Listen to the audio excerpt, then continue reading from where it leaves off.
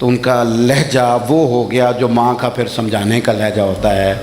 مجھے تھپکی دی، 10 روپے بھی اضافی دیے خرچے کے، اور ساتھ کہنے لگی پتر ویکھے نا حضور دی اولاد دے نام تے کسے نو کھیر دینی، پھر انہوں آکھنا ساڈا پانڈا دے کے جا.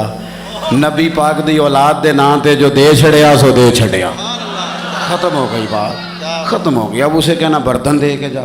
اس لیے پلیٹیں بھی جائیں، یہ حضور کی اولاد کے نام کا لنگر. تیری نسل پاک میں ہے بچہ بچہ نور کا، تو ہے عین نور تیرا سب گھرانہ نور کا. آج کل نا ہمارے ہاں دور ہے تقریروں کا، پوسٹیں لگانے کا، اپنی اپنی اور ویسے بھی جو ہم لکھ رہے ہوتے ہیں، جو بول رہے ہوتے ہیں، وہ اپنے لیے نہیں ہوتا الا ماشاءاللہ، وہ تو سامنے والے کے لیے ہوتا ہے. وہ تو حضرت مجدد الفسانی رحمۃ اللہ علیہ کے حالات پہ ایک سیرت نگار نے لکھا ہے کہ آپ نے ایک شخص کو نا اپنے سلسلہ نقشبندیہ میں اجازت دی کہ اب آپ بھی آگے اللہ اللہ بتائیں، تربیت کریں، یہی طریقہ ہوتا تھا. تو ان کو خلافت دے دی، اب وہ سلسلہ طریقت میں آگے اشاعت سلسلہ کا کام کریں گی. کچھ عرصے کے بعد وہ خلیفہ صاحب نے حضرت شیخ کو خط لکھا تو کہنے لگے حضور آپ نے فقیر کو اجازت دی تھی، اب میں تقریر بھی کرتا ہوں، تدریس بھی کرتا ہوں، تصنیف بھی کرتا ہوں. تو حضرت فرمانے لگے آپ بہت اچھے کام کر رہے ہیں، رب آپ کو برکت دے، پر یہ سارا کچھ تو آپ لوگوں کی اصلاح کے لیے کر رہے ہیں، کچھ اپنے لیے بھی کرتے ہیں.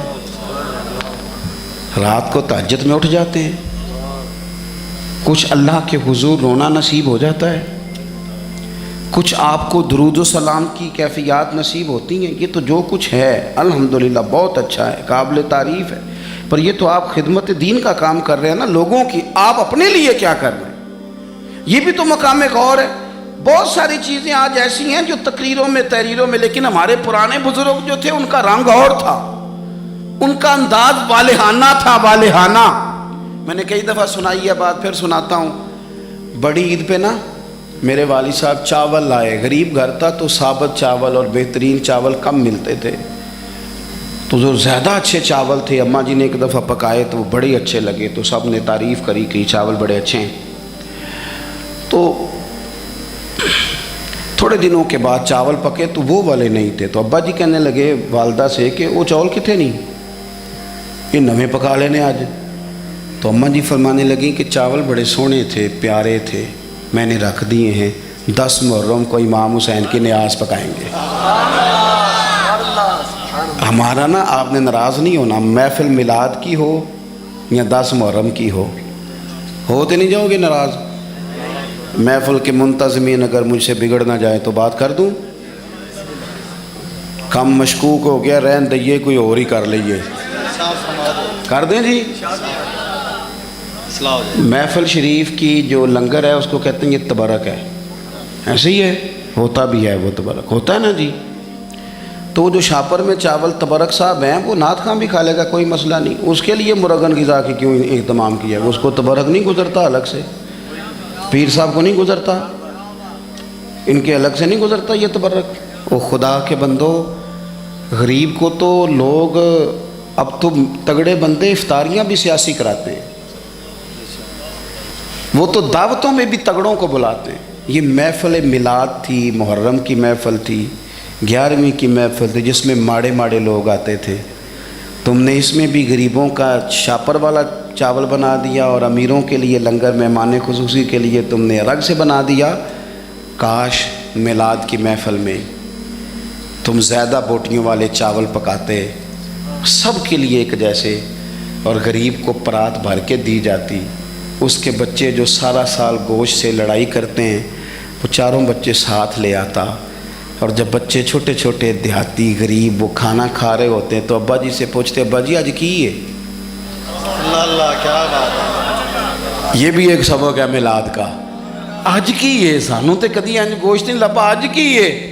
تو ابا جی تھپکی دے کے پیار کر کے، ہو سکتا ہے ابا رو ہی پڑتا، رو کے کہندا پتر اج رج رج کھاؤ بوٹیاں، اج رسول پاک دا میلاد شریف. دیکھو بچے کے ولیمے پر جس ترتیب سے محنت کر کے ہم لنگر کا بندوبست کرتے ہیں، ڈھونڈ کے نائی، ڈھونڈ کے کسائی، ڈھونڈ کے. امام حسین کے نیاز پہ بھی اسی طرح ہی کرتے ہو، میلاد پہ بھی اسی طرح ہی کرتے ہو. यही काम करते हो। एक मिसाल और देता हूँ, मैंने अपने माँ बाप से सीखा ये अदब, और वो पढ़े लिखे नहीं थे, सादा थे। मेरी अम्मा जी मुझे कहती मुहर्रम वाले दिन कि जा मैनू ना ठूठियाँ ले आ दे, मैं खीर वंडनी है। ठूठियाँ का पता जे? चलो शुक्र है तुसी काफ़ी बंदे पेंडू निकल आए हो, वरना तो लोग मानते नहीं कैसी पेंडू हाँ। ठूठियाँ ला दो। तो मैनू जरा साइकिल तो जाना पैंदा सी 2-3 किलोमीटर। तो मैं कहता अम्मा जी मैं पूछे उस्तादा नू, ख़त्म परात च भी हो जाता है, आप दिला लें हो जाता है, प्लेटों में भी मतलब कोई मसला नहीं। अम्मा जी कहते तू ना अपने मसले रख अपने कोल, मैंने टूटियाँ ले आके दे। तो वो चले जाता। एक दिन मैं थोड़ा सा ना तंग होके भी गया, यार हद हो गई है, अम्मा जी मसला समझती नहीं, मैं इतने बड़े मुफ्तियों का कौल सुना रहा हूँ। इमाम आज़म अबू हनीफ़ा की वालदा, इमाम साहब के एक शागिर्द थे, वो वाइज़ थे, बड़ी ज़बरदस्त तकरीर करते थे। इमाम साहब की माँ कहती जाओ मुझे उससे मसला पूछ के बताओ। तो इमाम साहब कहते अम्मा मुझसे मसला पूछ ले। तो माँ कहती तू तो बच्चा है, माँ के लिए तो बच्चा ही थे ना, वो उससे मसला पूछें। तो हज़रत इमाम साहब अपनी वालदा का वो इस्तिफ्ताह समझें ले कि उस शागिर्द के पास जाते, मसला कहता उस्ताद जी मुझे तो नहीं ना मसले आते, आप बताएं। तो इमाम साहब कहते मेरी अम्मा तेरे नाम पे मुतमईन होती है। ये एहतराम देखो। फरमाते अच्छा मैं तुझे इस सवाल का जवाब बताता हूँ, फिर तू मुझे बता, और फिर मैं अपनी अम्मा को जाके बताऊँगा, ताकि मेरी बूढ़ी माँ सादी तबीयत है वो ज़रा इत्मीनान में आ जाएगी। वो मेरी अम्मा जी मुझे कहने लगी ठूठियाँ तो लियाउणियाँ ही पैणियाँ। मैं चला गया, लेके आया, ला के मैंने पेश कर दी। तो मैं ना उस दिन थोड़ा सा मैंने पूछा घबरा के, मैं क्या अम्मा जी बस ने ठूठियाँ दी एडी लोड़ का दिए, बगैर ठूठियाँ तो नहीं इमाम हुसैन के नाम की खीर वंडी जाती, ज़रूरत की है। तो अम्मा जी को पता तो थोड़ा गुस्से में गया है, पसीने में शराबूर वापस आया है, तो उनका लहजा वो हो गया जो माँ का फिर समझाने का लहजा होता है।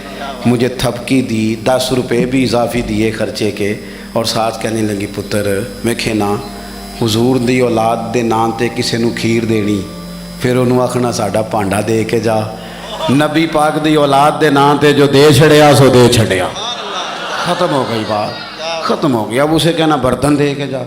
इसलिए प्लेटें भी जाएं, ये हुजूर की औलाद के नाम का लंगर, तेरी नस्ल पाक में है बच्चा बच्चा नूर का, तू है ने नूर तेरा सब घराना नूर का।